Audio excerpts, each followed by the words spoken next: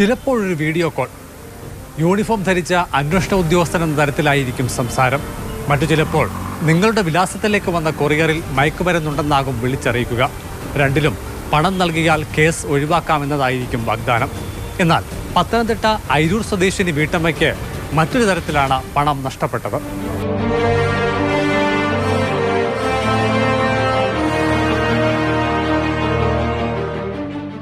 ഇഞ്ചിക്കാലായിൽ സിബിറ്റി Blessan July 10 കോഴഞ്ചേരിയിലെ ഒരു സ്ഥാപനം വഴി പൂനെയിലേക്ക് കൊറിയർ അയച്ചു. മെഡിക്കൽ ക്ലെയിം രേഖകളായിരുന്നു അയക്കപ്പെട്ടത്. രസീതിൽ സൂചിപ്പിച്ച സൈറ്റ് മുഖേന 19 കൊറിയർ ട്രാക്ക് ചെയ്യാൻ ശ്രമിച്ചു. മിനിറ്റുകൾക്കുള്ളിൽ മൊബൈൽ ഫോണിലേക്ക് ഒരു കോൾ വന്നു. ഹിന്ദിയിലായിരുന്നു സംസാരം. കൊറിയർ വിലാസത്തിലെത്തിയിട്ടില്ലെന്നും ട്രാക്ക് ചെയ്യാൻ നിർദ്ദേശിക്കപ്പെട്ട വെബ്സൈറ്റ് മാറിയാണ് വിവരാന്വേഷണം നടത്തിയതെന്നുമായിരുന്നു കിട്ടിയ പ്രതികരണം. കൊറിയറിന്റെ തുടർ നീക്കത്തിന് 2 രൂപ ഫൈൻ അടയ്ക്കണമെന്നും അതിനുള്ള ലിങ്ക് വാട്സപ്പിൽ ലഭ്യമാക്കുമെന്നും അറിയിച്ചു. ചോദിച്ചു, ഞാൻ 10th അയച്ചത്, അപ്പോൾ ഇത്രയും ദിവസം എടുത്തത് എന്താ, നിങ്ങളത് പറയണ്ടായോ എന്തുവാന്നുള്ളത്.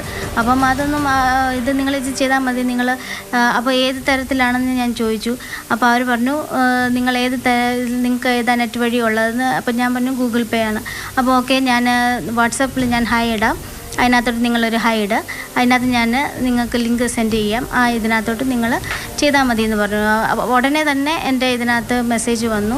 അവരോരോന്നോരോന്ന് ഇങ്ങനെ പറഞ്ഞുകൊണ്ടിരുന്നു. അപ്പോൾ ആ ഒരു ഇതിൽ ഞാൻ പെട്ടെന്ന് ഇങ്ങനെ നോക്കിക്കൊണ്ടിരുന്നു. അപ്പോൾ അവർ പറഞ്ഞു ഇനിയും അതിനകത്ത് എഴുതാനുള്ളതെന്ന് വെച്ചാൽ ഏത് ബാങ്കാണ് ആ ബാങ്ക്, പിന്നെ ഏതീ കട നിങ്ങൾ സെൻഡ് ചെയ്യുന്നത്, അതെല്ലാം അടിച്ചു കൊടുക്കാൻ പറഞ്ഞു. അപ്പോൾ അത് ഞാൻ എല്ലാം അടിച്ചു കൊടുത്തു. അപ്പോൾ എനിക്ക് ഇത് മെസ്സേജ് ഇങ്ങനെ ഇത് വായിക്കാൻ പോലും അത്ര പെട്ടെന്നായതുകൊണ്ട് എനിക്കത് പറ്റിയില്ല. മറുതലയ്ക്കിൽ നിന്നുള്ള നിർദ്ദേശമനുസരിച്ച് വിവരങ്ങൾ ലിങ്ക് വഴി തുറക്കപ്പെട്ട ഭാഗത്ത് രേഖപ്പെടുത്തി. 3 തവണ ലിങ്കിൽ കൊടുത്തിട്ടുള്ള ബട്ടണിൽ അമർത്തി. പിന്നാലെ അക്കൗണ്ടിൽ നിന്നും പണം പിൻവലിക്കപ്പെട്ടതായി ഫോണിൽ SMS സന്ദേശം ലഭിച്ചു. ആദ്യ 2 ഘട്ടങ്ങളിലും 2000 രൂപയും 3-ാം തവണ 1000 രൂപയുമാണ് നഷ്ടമായതെന്ന് അപ്പോഴാണ് വ്യക്തമായത്. ചുരുക്കത്തിൽ ആകെ 6000 രൂപ ഉണ്ടായിരുന്ന അക്കൗണ്ടിൽ നിന്നും 5000 രൂപ തട്ടിപ്പുകാർ കൊണ്ടുപോയി.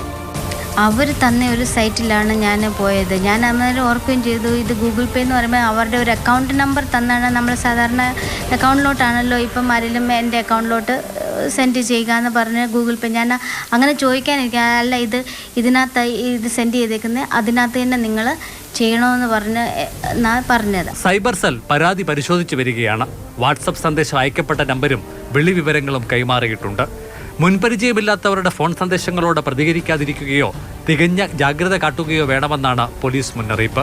ഇതിൻ്റെ ഒരു പ്രശ്നം, ഇതിനകത്ത് നമ്മൾ ഡിഫറെൻറ്റ് സ്റ്റേറ്റ്സിൽ പല അക്കൗണ്ട്സിലാണ് ഇത് പൈസ പലപ്പോഴും പോകുന്നത്. അപ്പോൾ നമുക്കിപ്പോൾ അതെല്ലാം തന്നെ ഫേക്ക് അക്കൗണ്ട്സൊക്കെ ആയിരിക്കും. നമ്മളൊരു സ്ഥലത്ത് അന്വേഷിച്ച് പോകുമ്പോൾ അവരുടെ അന്നേരത്തെ ലൊക്കേഷൻ വേറെ സ്റ്റേറ്റിലായിരിക്കും. അപ്പോൾ അങ്ങനെ വളരെ മറ്റു രീതിയിൽ കുറച്ച് ബുദ്ധിമുട്ടുകളിലൂടെയുണ്ട്. അപ്പോൾ ആൾക്കാർ ഇത്തരത്തിലുള്ള ട്രാപ്പിൽ പോയി വീഴാതിരിക്കാനുള്ള ഒരു പ്രധാനപ്പെട്ട ഒരു അഡ്വൈസാണ് നമുക്കിതിനകത്തുള്ളത്. സ്വകാര്യ കൊറിയർ സ്ഥാപനത്തിലെ ചില ജീവനക്കാർ കൂടി ഉൾപ്പെട്ടതാണ് തട്ടിപ്പ് സംഘമെന്നാണ് വിലയിരുത്തൽ. അതേസമയം പണം നഷ്ടപ്പെടാനിടയായത് എങ്ങനെയാണെന്നതിനെക്കുറിച്ച് യാതൊന്നും അറിയില്ല എന്നാണ് കൊറിയർ ഫ്രാഞ്ചൈസി നടത്തിപ്പുകാരുടെ പ്രതികരണം.